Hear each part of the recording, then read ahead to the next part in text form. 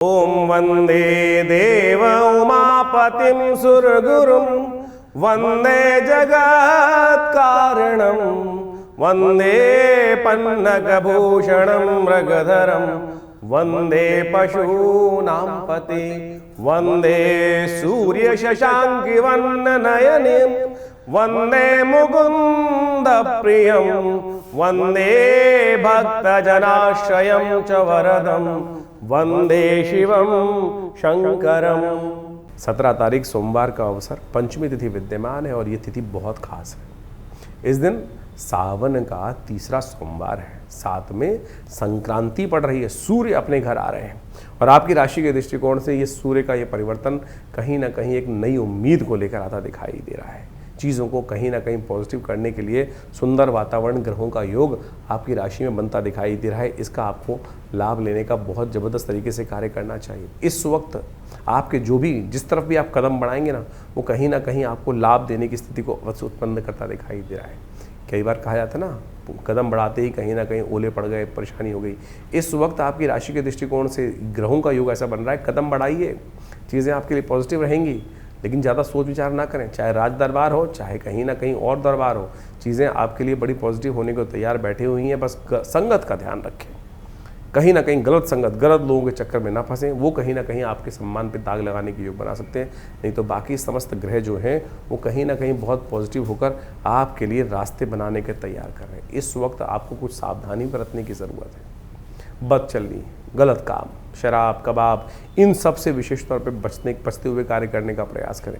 सूर्य परिवर्तन की तरफ गए हैं और 1 महीने तक आपके लिए सुख का नया योग बनाते दिखाई दे रहे हैं, समृद्धि का नया योग बनाते दिखाई दे रहे हैं। कहीं ना कहीं आपके कार्यों में आगे बढ़कर सफलता देने के योग बहुत सुंदर रूप से बनाते दिखाई दे रहे हैं। और ऐसे में आप गलत चीज़ तरफ चले गए, कहीं लालच में फंस गए बहुत ज़्यादा, तब इसलिए लालच को त्यागें। जो आपके जिम्मे है, जो आपके क्षेत्र में है, आपकी किस्मत में, वो आपको मिलेगा अवश्य। इस बात का विशेष तौर पर ध्यान रखते हुए कार्य करने का प्रयास करें तो आपके लिए बहुत अच्छा रहेगा। ऐसे में आपकी राशि के दृष्टिकोण चमकदार वस्त्र धारण करने का प्रयास करें। डल जो वस्त्र है इस महीने में विशेष तौर पर ध्यान रखिएगा। कई बार लोग डल वस्त्र जो होते हैं ना, फेड करे हुए कपड़े, भूरे ऐसे रंग के कपड़े जो बिल्कुल कहीं ना कहीं चमक हुई ना, उसमें चमकदार कपड़े, ब्राइट कपड़े धारण करने का प्रयास करें।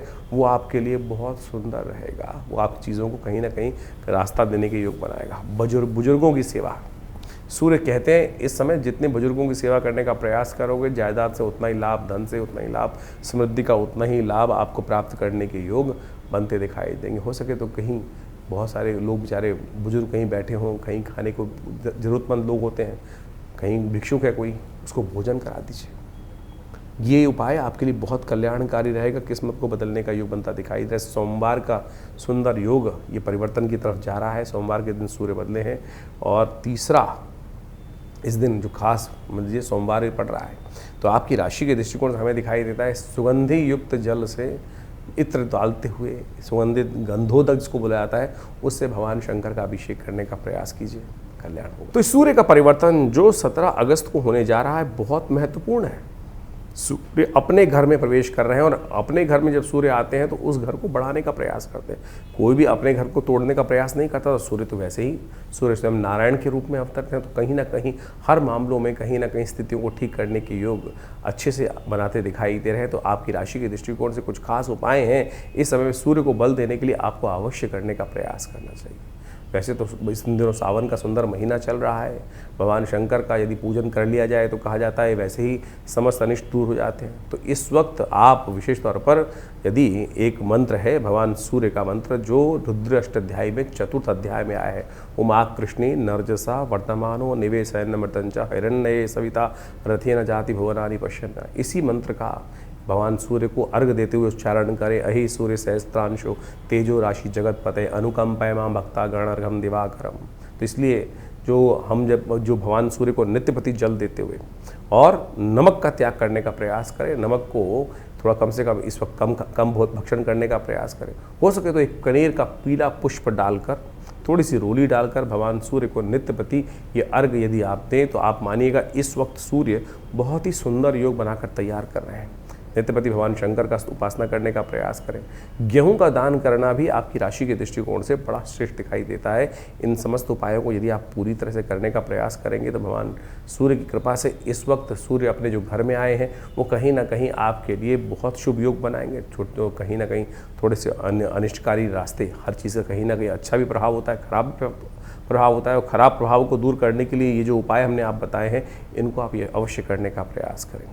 हो सके तो रविवार के दिन विशेष तौर पर गायत्री मंत्र का भी स्तवन कर लें, गायत्री से कम कुछ देर यज्ञ कर लें, तो भी भगवान सूर्य की कृपा से आपके ग्रहों का जो नेगेटिव प्रभाव होता है वो बहुत ठीक करने में, और अकेले सूर्य का ही योग ऐसा है कि वो बहुत सारे ग्रहों के नेगेटिव प्रभाव को ठीक करने का योग बना सकते हैं। तो इसलिए एक सूर्य को ठीक कर लेने से, इस वक्त पॉजिटिव लाभ लेने से आपके बहुत सारे ग्रहों को ठीक करने का योग बहुत जल्दी बनकर तैयार हो जाएगा। 17 अगस्त को ही सावन का तीसरा सोमवार भी पड़ रहा है। सावन का महीना भगवान शंकर का महीना माना जाता है, और सावन के महीने में अनेक प्रकार के पुण्य कार्य करने का शास्त्रों में वर्णित है। चतुर्मास भी आरंभ चल रहा होता है, और ऐसे में भगवान शंकर भगवान विष्णु जो हैं शीर्षशैया पर विश्राम करने चले जाते हैं। सत्ता जो है शिव के हाथ में आ जाती है, और कहा जाता है भोले भंडारी जो है वो जल से ही प्रसन्न हो जाते हैं। एक लोटा जल ही भगवान को अर्पित कर दिया जाए तो पत्रम पुष्पम फलम तोयम, जैसे भगवान ने गीता में कहा ना कि जो जल भी अर्पित कर देता है, कुछ और नहीं तो उससे ही भगवान की कृपा प्राप्त करने के योग बन जाते हैं। तो आप बड़ी श्रद्धा के साथ इस वक्त हो सके तो भगवान शंकर का जितना अभिषेक कर सकते हैं हर रोज़। भगवान शंकर को क्या प्रिय है, देखिए शास्त्र में अनेक वर्णित पाते हैं क्या क्या करना चाहिए, किस प्रकार से भगवान को प्रिय करने का योग बना सकते हैं, भगवान को प्रसन्न करने का। कहा जाता है कि भगवान शंकर को जो प्रसन्न करना हो तो भगवान शंकर को आपको क्या अर्पित करना चाहिए, एक लोटा जल अर्पित करने से भगवान प्रसन्न हो जाते हैं। भगवती दुर्गा को प्रसन्न करने के लिए उनको आभूषण उपस्थित करना चाहिए। भगवान विष्णु को यदि प्रसन्न करना चाहें तो सेवा भाव, श्रीहरि सेवा से प्रसन्न होते हैं, तो जितनी सेवा करेंगे तो भगवान शंकर को तो एक लोटा जल ही कोशिश करें, लोटा जल भगवान को अर्पित करने का प्रयास करें, और भगवान को प्रसन्न करने का सुंदर रास्ता बन जाएगा। विवेकानंद योगाश्रम में इस सावन के तीसरे सोमवार पर भी वैसे तो नित्यपति चल ही रहा है, रुद्राभिषेक बड़ा विशाल कार्यक्रम किया जाता है। सब लोग मिलकर भगवान शंकर के विभिन्न शिवलिंगों पर भगवान का अभिषेक दूध से, जल से, घी से, पंचामृत से, भस्म से, तिल से, भंग इत्यादि समस्त प्रकार से सुंदर रूप से रुद्राष्टाध्यायी का पाठ करते हुए किया जाता है। आप भी इस दिन सादर आमंत्रित हैं, अपने नाम से, अपने द्वारा या किसी शुद्ध ब्राह्मण के द्वारा, व्यवस्था है बहुत सारी रहती हैं। आप आइए, आश्रम से जुड़िए, और इस कार्यक्रम को लाइव आप हमारे फेसबुक पे भी देख सकते हैं। आचार्य विक्रमादित्य जो फेसबुक पेज है उस पर भी जाकर, आचार्यवाणी जो लाइव पेज है उस पर जाकर देख सकते हैं। हम इस सारे कार्यक्रम को लाइव भी करते हैं, और वहाँ शुद्ध मंत्रों का उच्चारण, रुद्राष्टाध्यायी का सुंदर पाठ करते हुए भगवान का षोडशोपचार पूजन इस पूरे सावन के महीने चल रहा है। और इस जो तीसरा सावन का सोमवार है बड़ा विशाल कार्यक्रम रहेगा। भगवान शंकर का हवन रहेगा, पूजन रहेगा, प्रसाद इत्यादि का व्यवस्था रहेगी, और सुंदर वेद मंत्रों के द्वारा भगवान का सुंदर रुद्रार्चन रहेगा, रुद्राभिषेक जिसे कहा जाता है रुद्राष्टाध्यायी के द्वारा। तो आइए भगवान शंकर का सुंदर आशीर्वाद ग्रहण करें, भगवान की कृपा से समस्त कष्ट दूर हो जाते हैं। तो इस प्रकार से ग्रहों का योग जो अभी आपने समझा, दिन पर दिन ग्रहों का परिवर्तन कहाँ, किस प्रकार से, कैसा आपके साथ खेल खेल रहा है।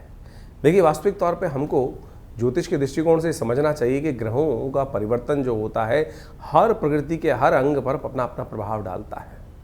वहाँ चेतन जो जड़ से चेतन अवस्था की तरफ है, वहाँ उसका प्रत्यक्ष प्रभाव समझा भी जा सकता है, क्योंकि उसके साथ कर्म जुड़ा हुआ है। चेतनता के अनुसार, चेतन आत्मा के साथ जिस प्रकार से प्रति व्यक्ति के अनुसार से जीवन में जो घटनाक्रम घट रहे हैं, कहीं ना कहीं वो कर्म का प्रभाव जो है वो आपके जीवन में सुख दुख का कारण बनता है। तो इसको अच्छे से यदि हम समझ लें, अवश्यमेव भुक्तव्यम कृतम कर्म शुभाशुभम जो शास्त्र का वाक्य है, उसके अनुसार से चीज़ों को ठीक रूप में करने का प्रयास करें तो जीवन में कष्ट आए ही ना। तो आपको कोशिश ये करनी चाहिए, ये सुंदर रूप से जो सावन का महीना चल रहा है, सावन का महीना समस्त कर्मों से जो दुष्कर्म है उनसे निवृत्ति का है। भगवान शंकर की कृपा से जो कृपा हो जाती है तो सत्य माने समस्त जीवन के कष्ट दूर हो जाते हैं। एक बार स्मरण कर लें भगवान शिव के मंत्र का। किस अवस्था में? उस अवस्था में कि जब देह बुद्धि आत्मा किसी प्रकार से उसका भान न रहे, सब कुछ समर्पण कर कर परमात्मा के समर्पण भाव से यदि स्मरण कर लें तो कल्याण का योग बन जाता है। इसीलिए भारतीय संस्कृति में हर रोज़ एक नया उत्सव बनाया गया, हर काल में कुछ ना कुछ प्रार्थना करने का नियम बनाया गया, क्योंकि हमसे अज्ञानता में अनेक प्रकार के दुष्कर्म, अनेक प्रकार के पाप कर्म कहीं ना कहीं होते रहते हैं। मनसा वाचा कर्मणा जो कर्म करते हैं उसमें कहीं ना कहीं कोई दुष्कर्म ज़्यादा होते रहते हैं, पुण्य तो बड़ी मुश्किल से हो पाते हैं।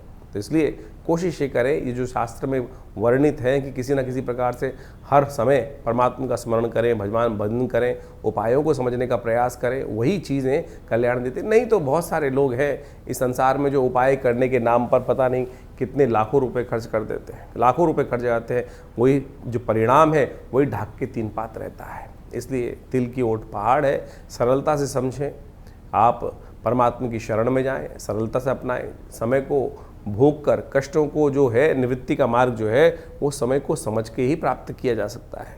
तो सावन में सुंदर रूप से हमने आपको कई बार बताया है कि बहुत सारे सुंदर कर्म, रुद्राभिषेक इत्यादि, भगवान शंकर का पूजन इत्यादि जो हम समय समय पर करते रहते हैं, बहुत सारे लोग आके जुड़ते रहते हैं, वो कहीं ना कहीं हमारे कष्टों को जीवन से दूर करने का सुमार्ग अवश्य बताता है। तो आप भी उनको अपनाएं, जीवन में सुंदर रूप से परमात्मा का भजन करने का प्रयास करें। अभी सावन चल रहा है, सावन के मध्यकाल में कई सारे ग्रह योग बनने वाले हैं, कई सारे ग्रह परिवर्तन की तरफ गए हैं, वो आपने सब समझा।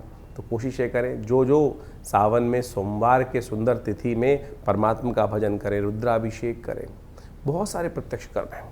अभी कुछ दिन पूर्व एक व्यक्ति हमारे से मिलने आए जो जन्मपत्री दिखाने के लिए, कुछ कष्ट था, जीवन से में नहीं सुलझ रहा था कारण, तो हमने उनको एक शास्त्र के अंदर एक बहुत सुंदर कर्म बताया गया है जिसको लघु रुद्र कहा गया है।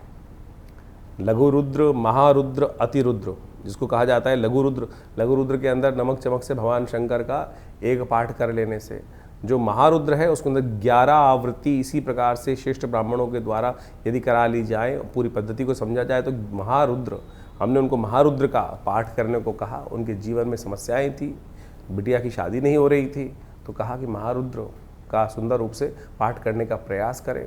और सत्य माने उन्होंने इस महारुद्र के पाठ को सुंदर रूप से किया, श्रेष्ठ ब्राह्मणों से करवाया, भगवान की कृपा से वो कष्ट जीवन से दूर होने के योग बने।